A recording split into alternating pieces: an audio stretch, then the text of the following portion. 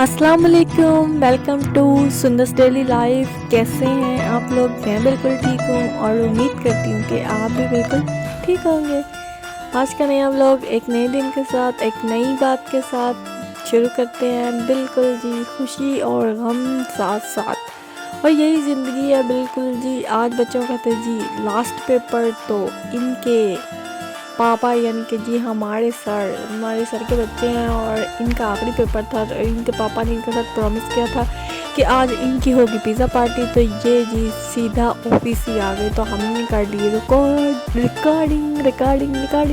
तो जी ऑर्डर किया हुआ था और ये है जी छत पे, यहाँ पे छत पे कबाड़ शबाड़ रखा हुआ है। कभी हम टहलने भी आ जाते हैं, बच्चे आ जाते हैं तो बच्चे ऊपर खेलने आ जाते हैं। और ये मैं आपको दिखा रही हूँ इर्द गिर्द का मॉल। वैसे तो आपने पहले भी कई दफ़ा देखा होगा, तो मैंने कहा एक दफ़ा फिर दिखा देते हैं, कौन सा आप बोर हो रहे हैं। तो जी बच्चों को एक नया एडवेंचर मिला हुआ था। तो ये लोग रोशनदानों में से झरोकों में से झांक रहे थे कि अंदर बाहर क्या क्या है। और सारे हमारे फ़ोन पे कॉल्स कर रहे थे, क्लाइंट को कॉल कर रहे थे, क्योंकि हमारा दिसंबर चल रहा है। दिसंबर में क्लोजिंग होती है, क्लोजिंग में बहुत काम होता है। तो जी हम बना रहे थे वीडियो और मुझको पड़ गई थी डांट भी कि तुम तो काम कर लो, बच्चे जो कर रहे हैं उनको करने दो, ये तुमने क्या नया तमाशा पकड़ा हुआ है। तो हमने क्या करें, अब शुरू किया तो कुछ ना कुछ तो करेंगे, कहीं ना कहीं तो पहुँचेंगे। और ये देखें, ये छत पे लटक रही थी, तो मैं उसको कह रही थी कि नीचे आ जाओ, ये ना हो कि तुम गिर जाओ। बस इसी के साथ ही इनको बहुत ज़्यादा जल्दी थी कि कब पिज़्ज़ा आएगा, कब हम खाएंगे। ये बस अभी थोड़ी देर तक पिज़्ज़ा वाले की कॉल आती है और वो कहता है कि जी मैं आ रहा हूँ, रास्ते में हूँ, मुझको एड्रेस दोबारा से बता दें। तो जी खिड़की में जाके बैठ जाएंगी और वहाँ से देखती रहेंगी कि किधर है पिज़्ज़े वाला। इवन की सीढ़ियों तक चली जाती हैं कि वो आ रहा है। यहाँ देखेंगे, यहाँ पे हमें पिज़्ज़ा वाले की आई थी कॉल कि जी मैं आ रहा हूँ। तो ये खिड़की से झांक रही थी कहाँ आ रहा है ना। और यहाँ पे ये बहुत ज़्यादा एक्साइटेड होके आके बैठी हैं जी अंदर मेन रूम में कि हम तो पिज़्ज़ा खाएंगे, हम तो किसी को नहीं देंगे। और इसी तरह के ड्रामे इनके चले जा रहे थे। और ये देखे जी आ गया डिलीवरी बॉय, और वो देखे साइन बोर्ड के नीचे खड़ा था। और यहाँ पे बच्चों की एक्साइटमेंट जो थी वो देखने लायक थी। और ये सीढ़ियों तक चली जाएंगी कि बस मैंने पकड़ना है। बस फास्ट फूड के यही है, छोटा या बड़ा एक्साइटेड तो हो ही जाता है। मैं तो खुद बहुत ज़्यादा एक्साइटेड होती हूँ। क्या आपको फास्ट फूड पसंद है? आपने भी मुझको बताना है। एक तो सच में यार आप लोग बताते नहीं हैं। और ये जो डील इन लोगों ने मंगाई थी, ये बहुत ही मज़े की डील थी।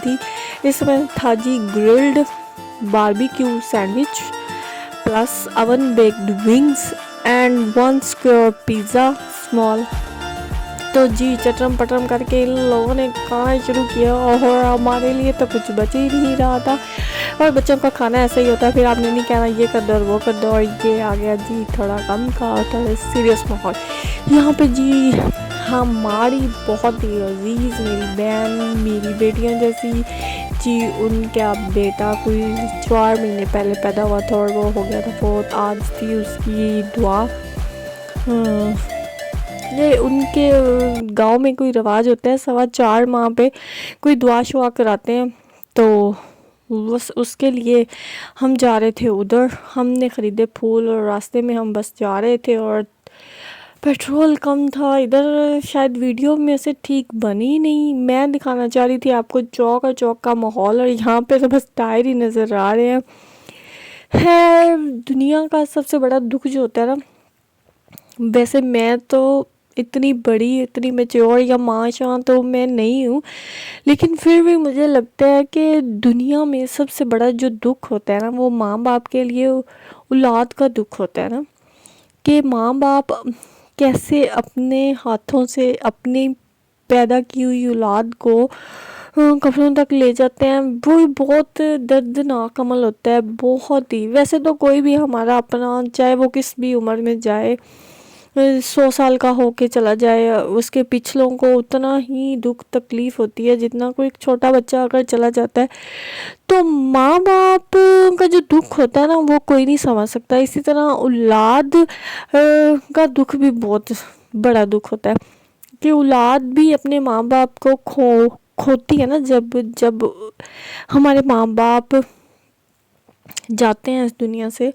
अल्लाह का शुक्र है, जिनके पास है उनको कदर करनी चाहिए, जिनके पास नहीं है और खुदा उनका सब्र दे। ये वाकई बहुत बड़ा एक लम्हा और बहुत दर्दनाक लम्हा होता है। और यहाँ जी हम आ गए थे उनके घर पे और ये पक रहा था जी चूल्हे पे पुलाव। पुरानी कदरें, पुरानी रवायात। वैसे मुझे तो पर्सनली चूल्हे पे पके खाने बहुत पसंद आते हैं। क्या आपको भी पसंद आते हैं? आपने मुझे बताना है।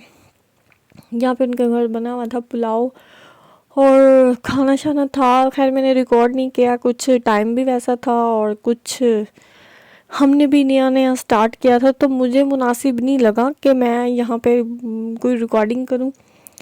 तो थोड़ा बहुत जितना मैं कर सकी मैंने इसको रिकॉर्ड किया।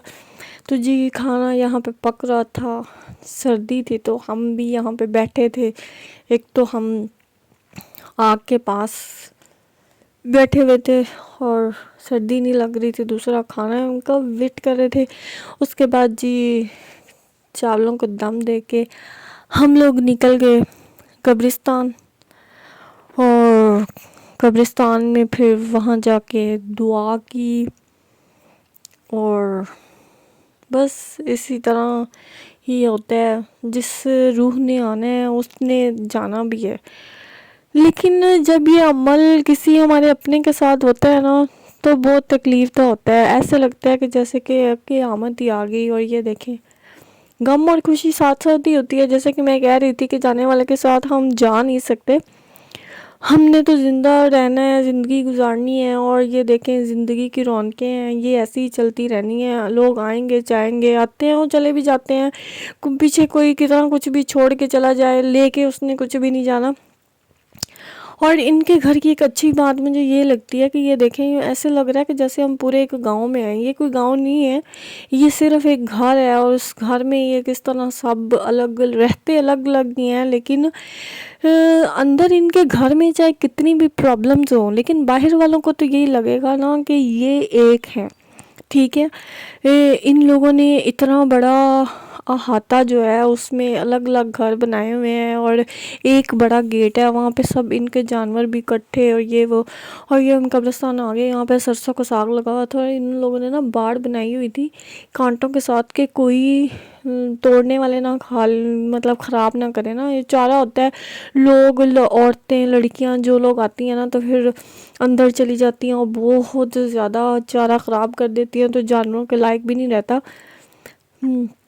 हमारे यहाँ तो यही है, मुफ्ता जहाँ पे जिसका लग जाए तो वो फिर अगले बंदे का नहीं देखता कि क्या होगा। और यहाँ पे हम आ गए थे कब्रिस्तान, जैसे कि आपको नज़र आ रहा होगा।